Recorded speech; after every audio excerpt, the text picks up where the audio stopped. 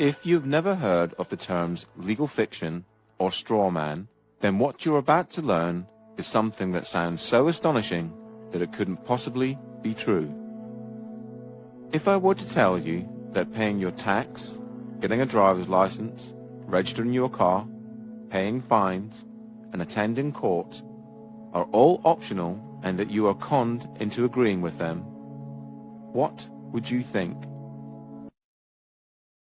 It has been said that you need to know that you're in a cage before you can escape from that cage. Let's look into how you're being tricked and how your power is being hidden from you. Ah, the government. It loves you and wants to keep you safe and well. It even wants to make paying taxes, fines, and court costs easier for you. How? Well, you'll need to meet your straw man. Your straw man is a fictitious legal entity created at your birth through your birth certificate and the registration of that birth. Here is a definition of straw man. A front, a third party who is put up in name only to take part in a transaction. Nominal party to a transaction. Black's Law Dictionary, 6th edition. The term is also used in commercial and property contexts when a transfer is made to a party. The straw man, simply for the purpose of retransferring to the transferor in order to accomplish some purpose not otherwise permitted. Barron's, 3rd edition. The straw man is an artificial person. The straw man was created by law shortly after you were born via the registration of the application for your birth certificate. The name for the straw man is your name in all capital letters. You will notice that the inscription on the birth certificate in your name is in all capital letters.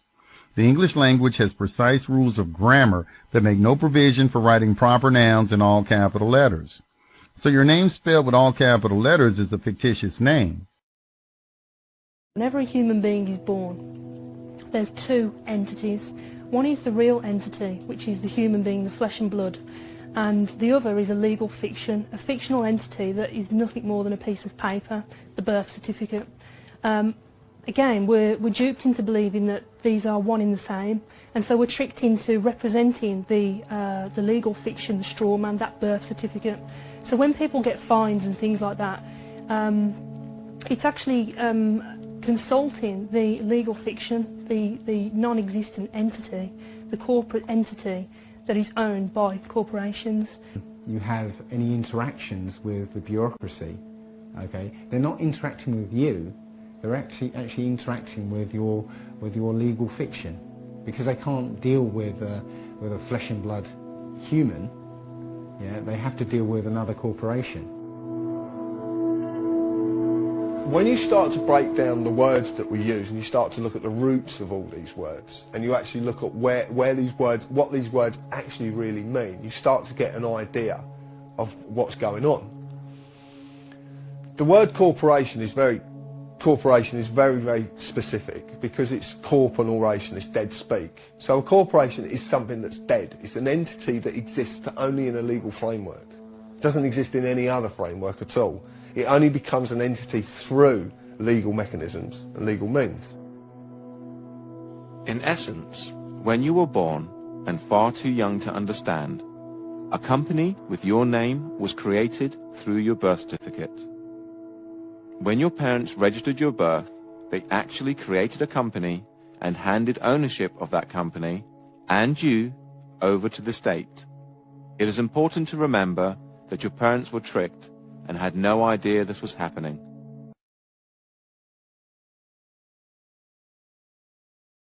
This is why the state can take children from their families and it not be classed as kidnapping. This is where it all began. This is the foundation document. All identification is generated from this document. And these didn't exist before 1933. These only came into being in 1933 when they hatched this plan. They created a corporate fiction with a name just like yours. In doing this, they registered and monetized the spirit and soul of a living being. My name is spelt in all capitals here. So's yours, so's your driver's license, your health card, anything you get from the government, your name is spelt in all capital letters. And when you use any government identification, you are identifying yourself as a corporation, and you are existing within the jurisdiction of corporate law. And just because you didn't know what you're doing, that's no excuse. It doesn't exonerate you from liability.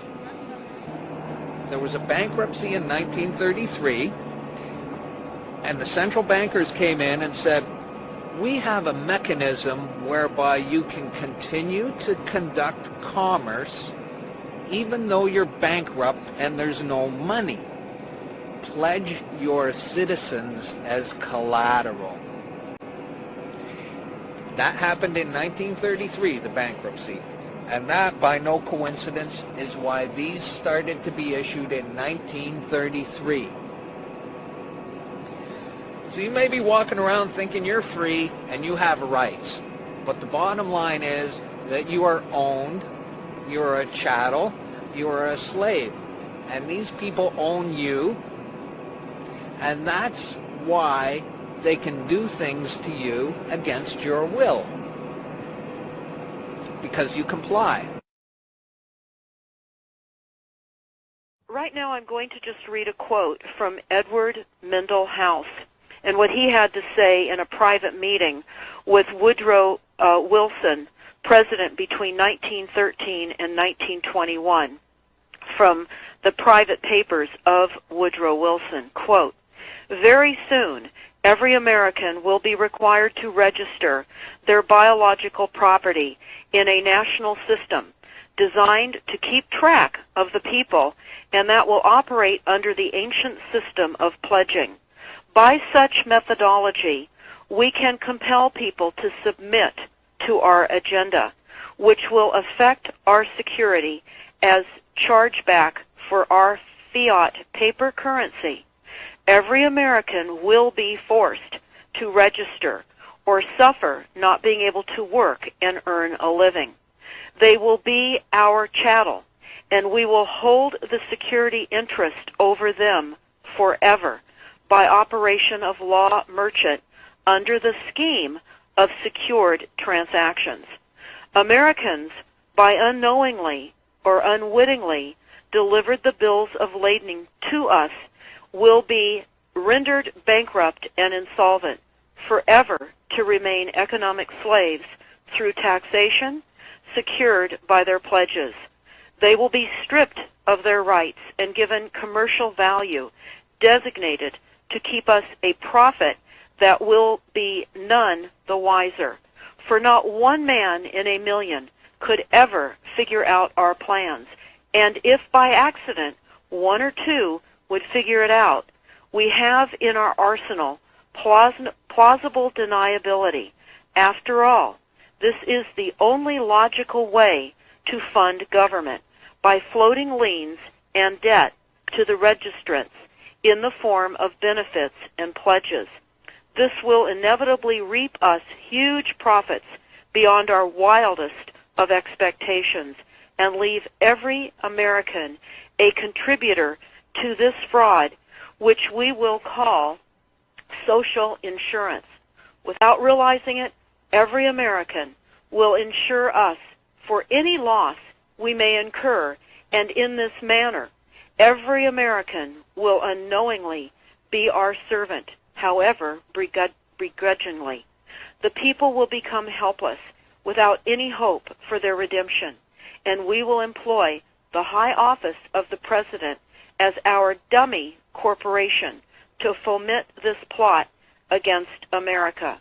Having established plausible deniability, even if people become enlightened that they had a remedy and pursued it, the attorneys, judges, and legislators could claim that they did not understand the people's claims, especially if the technical requirements for achieving it were not followed pursuant to statutory requirements.